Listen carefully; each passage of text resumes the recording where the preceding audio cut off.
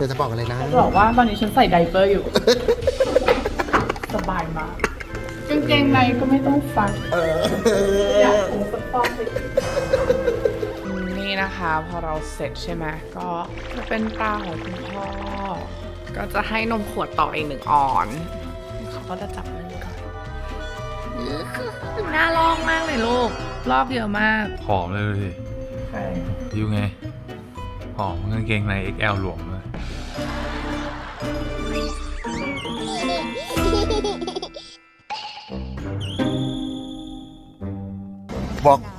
บอกวี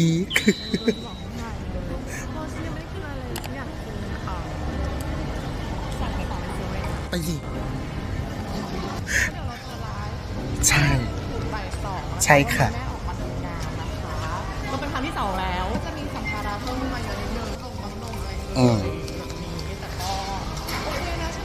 โอเคใช่ไหมลูก น่ารักวันนี้สดใสดูไม่รู้ว่าป่วย นมมันคัดแล้วมันเจ็บนมมากฉันเลยพักให้นมมันเจ็บแบบน้ำตาไหลอะแกเหมือนนมเหมือนคัดสดอะ เชี่ย ออกมาคุณไม่รู้ก็มาแล้วว่าอาการเนี้ยมันเป็นไปได้สำหรับคนคลอดฉันหนาวเข้ากระดูกเลยเว้ยปิดทั้งบ้านเลยนะมันหนาวแบบกระดูก ถามจริงปวดคอปวดกระดูกเพื่อลูกนะคะต้องคิดดูไว้แม่หนูทำทุกอย่างเพื่อหนูตอนนี้เหรอไม่ยอมนอนเดี๋ยวอ้าวไม่นอนเลยจ้าต้องอุ้มไว้ถึงจะนอนเขาเหมือนแม่ไง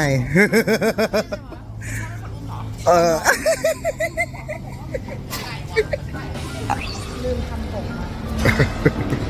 ครบทุกอย่างแล้วเนาะแต่งหน้าเสร็จแล้วก็แบบว่าไปขึ้นรถเสร็จแล้วขึ้นรถเสร็จออกมาลืมหนีบผมเกือบละไม่เป็นไรไม่เป็นไรไม่เป็นไรไม่เห็นเราไม่หันเราหันแต่หน้าตอนเนี้ยเล่าต่อคือตอนนี้ปั๊มนมอยู่นะปั๊มนมอยู่คืออาการคือมันเป็นแบบเรารู้สึกเฟลเพราะรู้สึกว่าทุกคนเตือนเราเรื่องหัวนมเทิร์นโปรใช่ปะว่าจะใช้เวลาประมาณเดือนนึงนู่นนี่นั่นแล้วมันก็จะสบายแต่เนี้ยเดือนนึงแล้วมันยังกำลังจะเดือนนึงแล้วมันไม่เทิร์นโปรสักทีแล้วมันไม่ได้มีความรู้สึกว่ามันจะง่ายขึ้นคือเราอยากให้นมลูกมากๆใช่ไหมแต่จริงๆแล้วกินขวดอะไรก็ได้มันไม่แมทเทอร์ว่ามันก็คือนมแม่เหมือนกันแต่เรารู้สึกเฟลว่าแบบเชื่อคือเราเป็นคนที่ทนความแบบเขาเรียกว่า pain tolerance เราสูงมากเลยทนความเจ็บปวดแต่คนความเจ็บปวดได้สูงมากแล้วรู้สึกว่าทำไมคนอื่นเขาทนได้ทำไมเรายอมแพ้คือเนี่ยแบบจิกเท้าแบบน้ำตาไหลอย่างนี้เลยนะแล้วลูกเข้าเต้าทีนึงแล้วเรารู้สึกว่าแบบเฮ้ยมันขนาดนี้เลยวะทำไมคนอื่นเขาทำได้วะทำไมเราทำไม่ได้แล้วเรากำลังจะ give up ใช่ไหมพอเรากำลังจะ give up เราก็เลยแบบคือเหมือนมีความอยากสู้ไม่อยากยอมแพ้แต่แบบมันทำให้คุณค่าชีวิตทุกวันเนี้ยแบบคือทุกวันเนี้ยมันไม่ดีเลยเพราะว่าทำอะไรก็ไม่สบายตัวเพราะเจ็บมากแล้วก็ทั้งเจ็บแผลทั้งคัดนมทั้งเจ็บหัวนมทั้งมีฮอร์โมนอีกทั้งอะไรอย่างเงี้ยมันก็เลยแบบเชื่อแบบทำไมคนอื่นเขาทำได้ทำไมเราห่วยทุกครั้งที่น้องดูดเข้าไปฮอร์โมนเราหายไปด้วยถูกไหมใช่คือมันมีความดิ่งลงไปตอนทุกครั้งที่เข้าเต้าคือมันจะดิ่งมันจะแบบวิวมันจะแบบนี่เข้าใจคำว่าโบงนะตอนที่พูดที่มันหายไปแล้วตอนนี้ก็เลยเป็นแบบแต่เบนเขาก็แบบว่าเฮ้ยยูไม่ไหว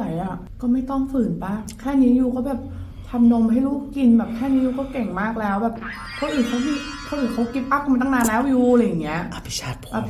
ผัวจริงๆแล้วฉันก็คือมันแค่แบบพี่วิกก็ทำที่โพดก็ทำเราอยากเก่งให้ได้เหมือนพี่อะไรวะแบบทำไมกูทำไม่ได้วะอะไรอย่างเงี้ยเราก็อยากเก่งให้ได้เหมือนพี่เขาเราก็อยากเก่งแล้วรู้สึกว่ามนุษย์แม่งต้องอดทนแม่งต้องเสียสละแล้วยิ่งบอกว่าหนาวเข้าปวดเข้ากระดูกดำใหม่ล่าสุดก็คือเมื่อวานอยู่เฉยๆก็หนาวปิดแอร์ทั้งบ้านก็คือเดินลงมาแล้วแบบหนาวมากห่มผ้าห่มกินก๋วยเตี๋ยวห่มผ้าห่มแล้วก็แบบหนาวมากเบนปิดแอร์หน่อยรุ่นหนาวแบบปวดกระดูกเข้ากระดูกบอกว่าก็เลยไป Google ดูตอนแรกก็คิดว่าแบบไข้ขึ้นก็คงไข้ขึ้นแหละแต่ก็ Google ดูว่ามันมีอาการหนาวภาวะหนาวหลังคลอดเพราะว่า1เราเสียเลือดเยอะเราเสีย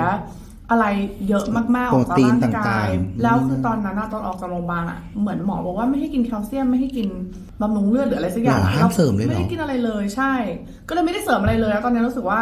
มันแบบไม่มีอะไรหุ้มกระดูกเลยก็เลยเหมือนไข้ขึ้นแล้วก็บวกกับการไม่สบายตัวอีกแล้วมีความโรคจิตนิดนึงคือตอนนี้ฉันก็มีแบบสต็อกนมใช่ไหมเดียเขาส่งตู้ฟรีเซอร์มาก็ชอบแบบชอบปั๊มนมเทใส่ถุงเขียนแล้วก็แพ็คใส่ไปความสุขเล็กๆไม่ได้เห็นแบบได้เปิดตู้เย็นมาแล้วมันแบบนมเยอะๆอย่างเงี้ยเพราะถ้าฉันไม่ได้เข้าเต้าคือลูกก็จะกินจากขวดมันก็ต้องเอาจากตู้เย็น ซึ่งมุกจะหายไปเร็วมากจากตัวเห็นฉันก็เลยจะเริ่มหน่อยว่าแบบอุ้ยห่วงนมแบบไม่อยากให้มันหมดเร็วนึกออกปะแล้วกลัวฉันจะผลิตไม่ทันผลิตมาเติมไม่ทันอะไรเงี้ยงกนมใครรู้ เธอจะบอกอะไรนะ จะบอกว่าตอนนี้ฉันใส่ไดเปอร์อยู่ สบายมากกางเกงในก็ไม่ต้องซักอยากผมสักฟองสิ สบายสุดๆดิมาแล้ว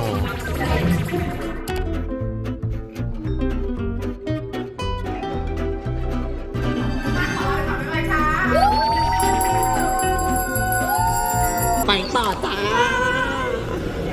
บายบาย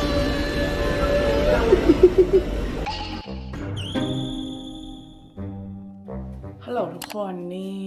แม่เพิ่งอาบน้ำนะจ๊ะเดี๋ยวนี้ก็คือจะใส่เสื้อแบบนี้อยู่บ้านแล้วอันนี้คือเพิ่งเปลี่ยนนะอยากจะเห็นตอนที่แบบ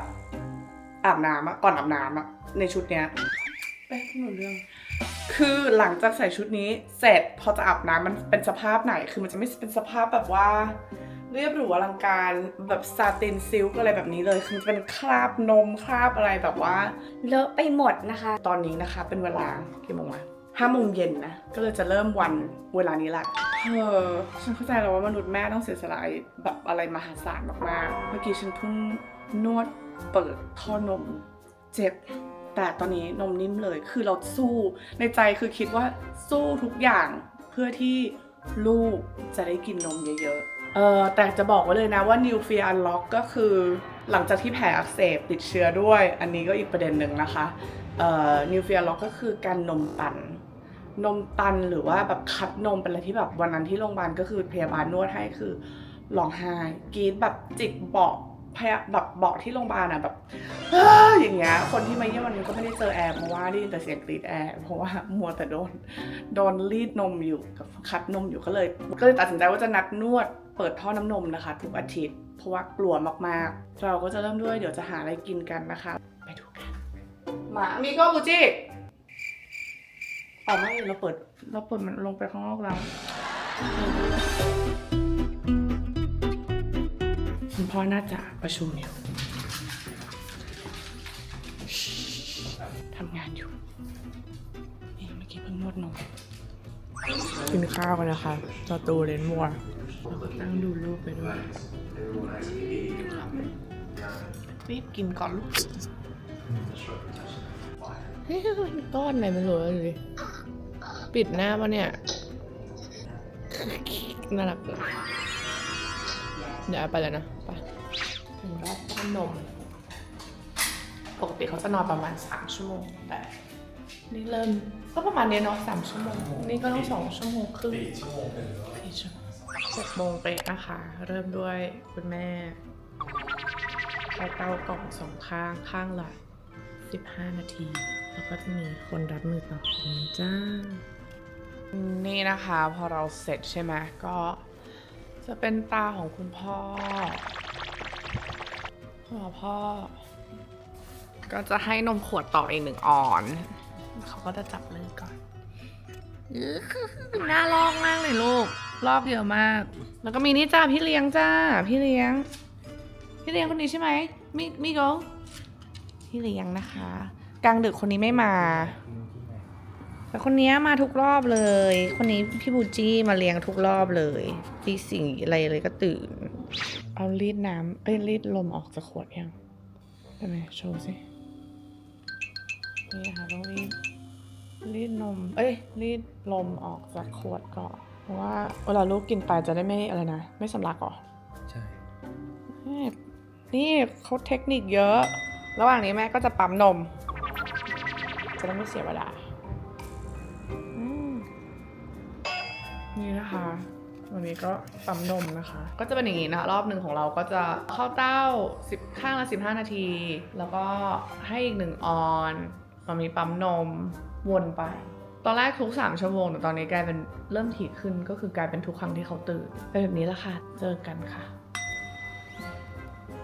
ระหว่างเรารอบต่อไปนะคะเราก็จะมานั่งชิลกันทำหน้าเหมือนน้องคินเลยนั่งชิลกันหรือว่าอย่างที่แม่ทำก็คือเอาเค้กมากิน กี่โมงแล้วกี่โมงแล้ว ตอนนี้3:26ขึ้นมารอลูกร้องพอดีเลย เอาบ้างไหม ไม่เอา เข้าเต้าป๊า แต่เข้าเต้าลดน้ำหนัก น้ำหนักลดนะ ผอมเลยดูสิ ใช่ พิวไงผอมกางเกงใน XL หลวมเลย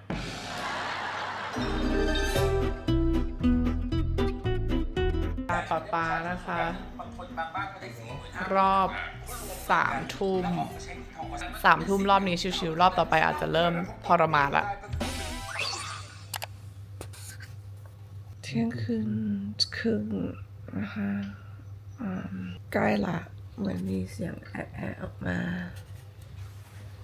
เดี๋ยวเราจะตื่นไปให้นมลูกไม่ร้องไห้มาข้างนอกกันเลยถ้าปกติรอบนี้มันไม่ยากขนาดนี้วันนี้มันง่วงกว่าปกติพารับช่วงต่อนะคะกับการให้อีกพรหนึ่งคนนี้ก็ขึ้นมาทุกรอบมาช่วยให้นมน้องเดี๋ยวอาไปปั๊มนมก่อนนะบายเพื่อไม่ให้เป็นการเสียเวลาเราก็จะลงไปปั๊มนมที่ห้องนอนข้างล่างนะคะเพราะว่าพอปั๊มเสร็จจะได้นอนเลยนี่นะคะก็จะเป็นกล้องเนาะแอบดูป้าขอให้นมลูกเขาจับลูกเลยอยู่จ้าเอ็นดูมากเลยถ้าปั๊มเสร็จก็คือจบรอบของเที่ยงคืนแล้วเดี๋ยวเรามาเจอกันอีกทีตอน3:30ค่ะประมาณ3:30หรือ4ป๊าวันนี้กี่โมง 3:30 เราที่ทรมานที่สุดเลย เมื่อกี้ลูกนอนแบบว่าเป๊ะเลยเนาะเที่ยงคืนครึ่ง3:30ร้องเป๊ะคุณหมอเขาบอกว่ากินกี่ออนก็คือเท่ากับกี่ชั่วโมงที่เขานอนใช่ปะ1 ออนอยู่ได้ประมาณ1 ชั่วโมงแปลว่าเขากินได้ประมาณ3 ออนกินอีกเยอะเลยค่ะจะได้นอนยาวๆเมื่อไหร่จะกินสัก7 ชั่วโมงนอนมีเสร็จแล้วแล้วป๊าให้นมขอก่อนมันไม่เคยปั๊มแล้วนะ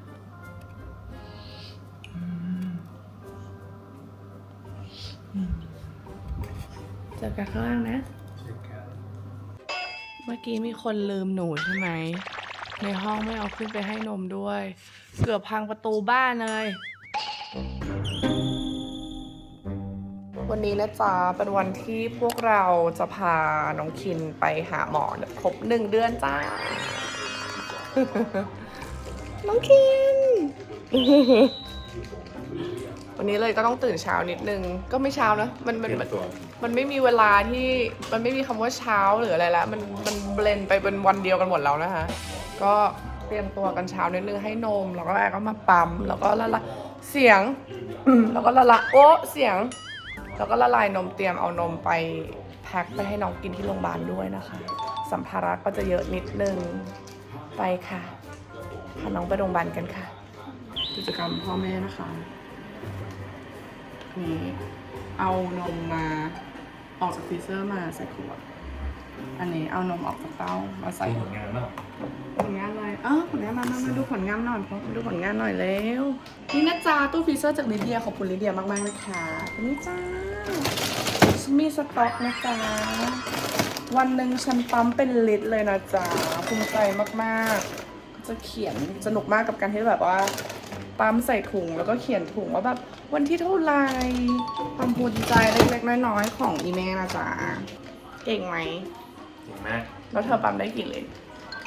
ให้นมได้ทุกทีเลย จะได้ออกจากบ้านแล้วนะจ๊ะไปเช็คนิดนึงนะคะ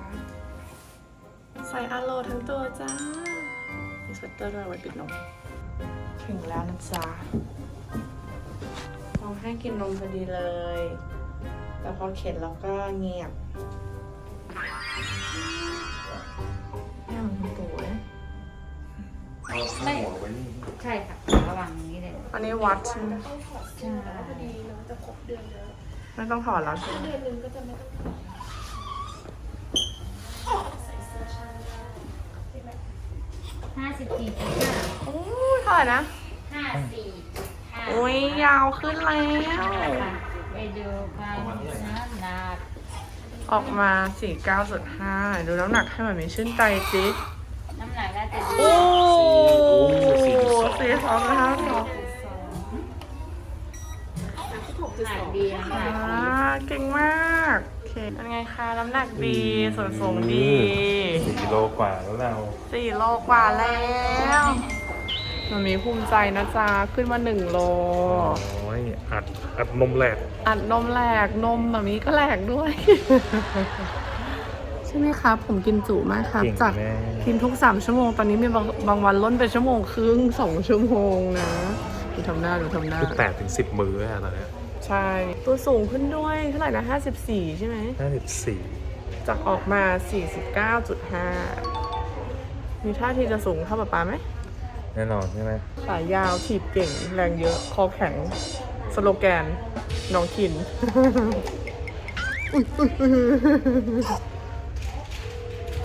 แอบปากลั่นลงบาก ยังไม่ครบ 3 ชั่วโมงเลยอยู่แล้ว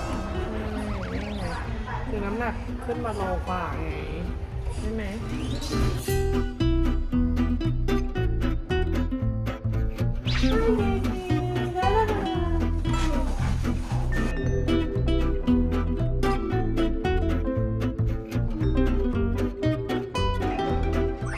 หมอห้ามกินอะไรบ้าง ไม่ได้บอกว่าห้ามกินหมอบอกว่ามันมีความเสี่ยงคือแป้งสาลี ไข่ แล้วก็พวกเดรี่ แล้วที่แม่กินคือมีอะไรบ้าง แป้งสาลี ไข่แล้วก็เดรี่ คือที่น้องคิมนอนตดนอนไม่สบายแล้วก็ ที่ มี ท้อง ผื่ อืดอยู่ทุกวันเนี้ย เพราะว่าแม่กินแต่พิซซ่า พาสต้า พาสต้าคุก ช็อกโกแลต กี้ก็บอกให้กินกะเพราฟักทอง ของไทยอาหาร ข ไท อง ย อาหารไทยอาหารแบบแซ่บๆใช่ไหมเขาบอก ไม่ได้บอกแซ่บ เขาบอกแซ่บปะ หลากหลายจะบอกว่าหลากหลาย เขาบอกว่าร้านแซ่บๆเว้ยเขาพูด ไม่ได้บอกว่า แซ่บๆ แซ่บ ว่าเขาใช้คำว่าอะไรนะ ที่จัดแจง จัด จัด จา จาน น อาหารจัดจานวะหรือจัด เออ หรือว่าอาหารจัดจ้าน จัดจาน โอเค เดี๋ยวจะทำให้ดีขึ้นก็ได้ เอาลูกกลับมาบ้านเสร็จเรียบร้อยแล้วนะคะ ต่อไปก็คือเราจะไปเปิด เปิดบัญชี เราจะไปเปิดบัญชีให้ลูก เพราะว่าลูกใกล้ครบ1 เดือนแล้ว แล้วตอนนี้แบบว่ามีปู่ย่าคือทวงถามมากว่า เปิดบัญชีให้ลูกหรือยังเขาจะแบบว่าให้ของขวัญลูกครบ1 เดือนแล้วเราก็บอกเขานะว่าโอนเข้าบัญชีร่วมเราได้ก่อนปู่ย่าเขาคงกลัวบอกว่า ใช้หมด เราไม่ให้ลูก ไม่ถึงมือลูก ไม่ถึงมือลูกแต่แบบ ก็เลยแบบโอเคเดี๋ยวจะรีบไปเปิดบัญชีให้ ประเด็นคือไม่ต้องกลัวเพราะว่าแอร์เหมือนมีปมนะตอนเด็กๆอ่ะเหมือนเราก็มีพ่อแม่ปู่ย่าเปิดบัญชีให้แต่พอคุณพ่อแอร์เสียทุกอย่างมันก็เหมือนแบบเราไม่ได้ดูเพราะตอนนั้นแอร์อายุไม่ถึง18ก็เลยเหมือนมีปมว่าแบบพอเราโตขึ้นมาแอร์ไม่มีอะไรเหลือเลยก็เลยอยากจะทำให้ลูกให้แบบให้ลูกสบายเนาะถึงวันนั้นที่เขาสามารถใช้เงินได้แล้วก็คือแบบเต็มที่ไปเลยเราก็จะมีให้เขาแบบพร้อมตอนนี้เท่าไหร่เราจะให้ลูกใช้เงินตอนนี้เท่าไหร่ 30 30เลยเหรอ อ่า ไม่แบบ20อะไรเงี้ยหรอ ไม่ ไม่ต้องเรียนให้จบก่อนเนาะ เรียนจบหางาน หาเงินเองก่อน ต้องถึงให้เนาะ ใช่ใช่ ใช่แต่เราก็จะไปหาแบบพวกกองอะไรอย่างงี้เนาะให้แบบเงินของลูกมันปันผลไปเรื่อยๆตอนนี้คือลูกรวยกว่าพ่อแม่แล้วณจุดๆนี้ใช่ไหมคะ ใช่ใช่ ใช่ ตอนแรกก็ถามเบนว่า เงินลูกเราจะเก็บไว้ เรามาจ่ายค่าเราเรียนลูกดีไหมเบนบอกว่าไม่ เป็นปัญหาของอนาคต อันนั้นก็คือเงินลูกก็ต้องเป็นของลูกคือเก็บไว้ให้ลูกเลย แต่พ่อแม่ก็ต้องดิ้นรนต่อไปในการหาค่าเราเรียนลูกถูกปะอันนั้นก็เป็นเรื่องของปัญหาของพ่อแม่นะว่าลูกคือเงินลูกทำไงแล้วเราจะทำยังไง ทำยังไงใช่ไหม ก็สปอนเซอร์เข้าช่องนี้นะ ก่อนที่เราจะไปเปิดบัญชีคุณสามีพามากินอาหารนอกบ้านนะพอได้ออกมาข้างนอกแบบนี้มันก็รู้สึกเฟรชดีเนาะ อืม เนี่ยพอแอมไม่ได้ออกมาแบบ เลยอ่ะก็มาแค่โรงพยาบาลแล้วก็ไปทำงานเฉย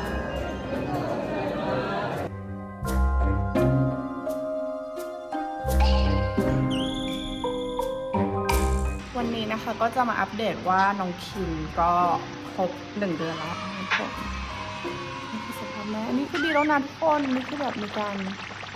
ต้านเมคอัพเบาๆน้องคิมครบ1 เดือนแล้วนะคะก็ตอนวันที่ครบ1 เดือนก็เลยมีถ่ายรูปคือเห็นฝรั่งเขาทำกันน่ะแบบถ่ายรูปแบบทุกเดือน1 เดือน2 เดือน3 เดือนเนี่ยจนถึง1 ขวบเพราะว่าจะได้แบบเห็นการเติบโตของเขาอะไรแบบนี้แล้วก็มีเค้กเขาต้องมีเค้กด้วยเขาต้องเป่าเค้กก็คือเราไม่ชอบว่าแบบ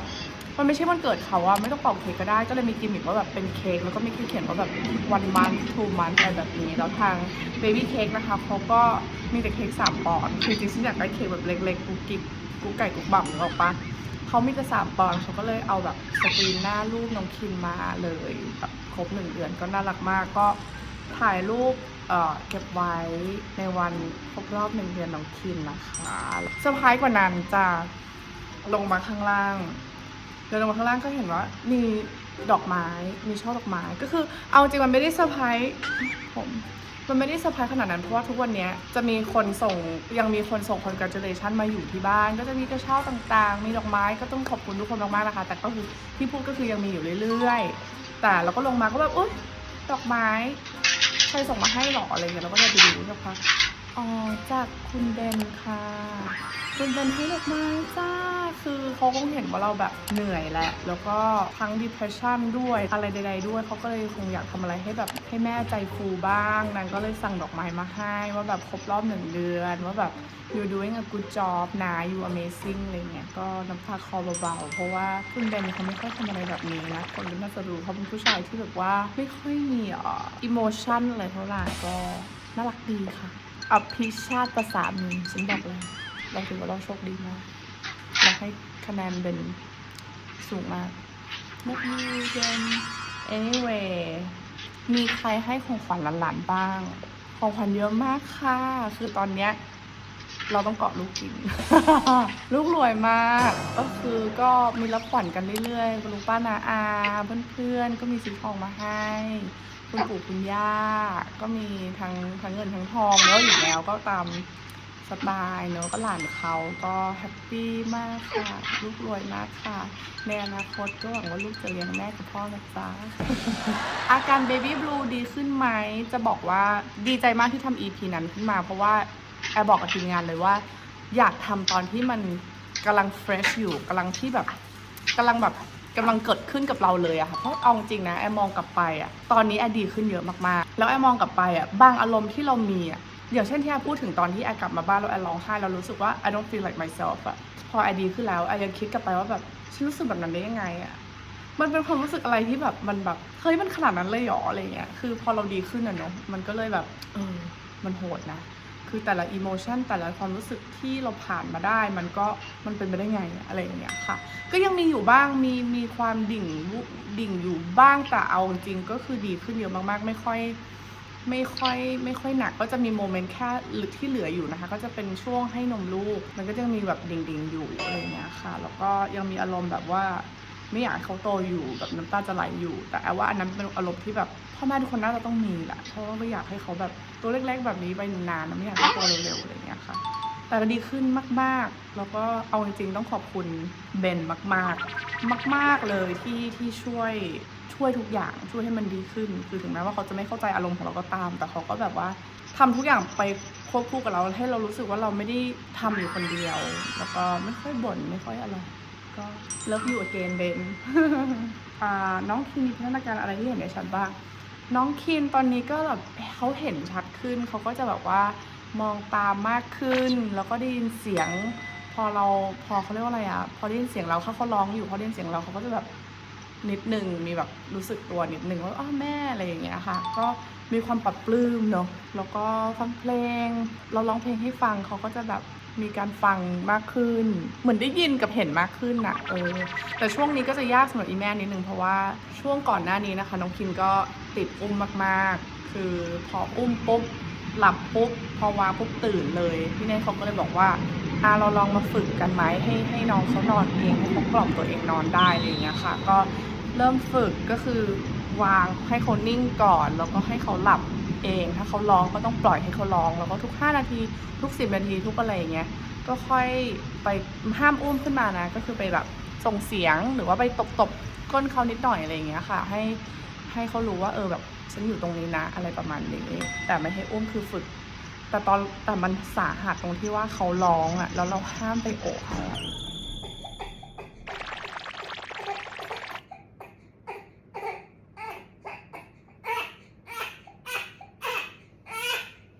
อะไรดีแม่จะไหวไหมเนี่ย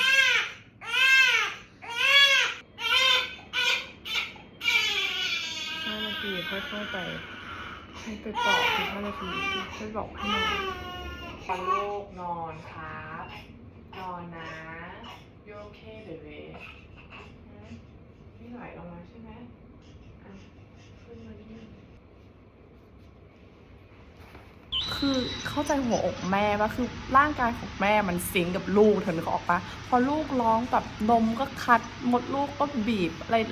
หลายๆอย่างแล้วมันแบบคือมันประสาทเสียนึกออกปะคือมันทนยากมากเว้ยมันต้องใจแข็งสุดๆเลยก็คือไม่มีอะไรค่ะอีแม่ก็นั่งร้องไห้จ้ะนั่งร้องไห้อย่างนี้เลยแต่ก็คือแบบไม่ขึ้นไปนะไม่ขึ้นไปโอบลูกนะแต่ก็แบบกัดฟันสู้อะไรอย่างเงี้ยเพราะว่ากลายเป็นพอเขาร้องจนเขาหลับแล้วจนเขาหลับเองได้เนี่ยเขาหลับดีขึ้น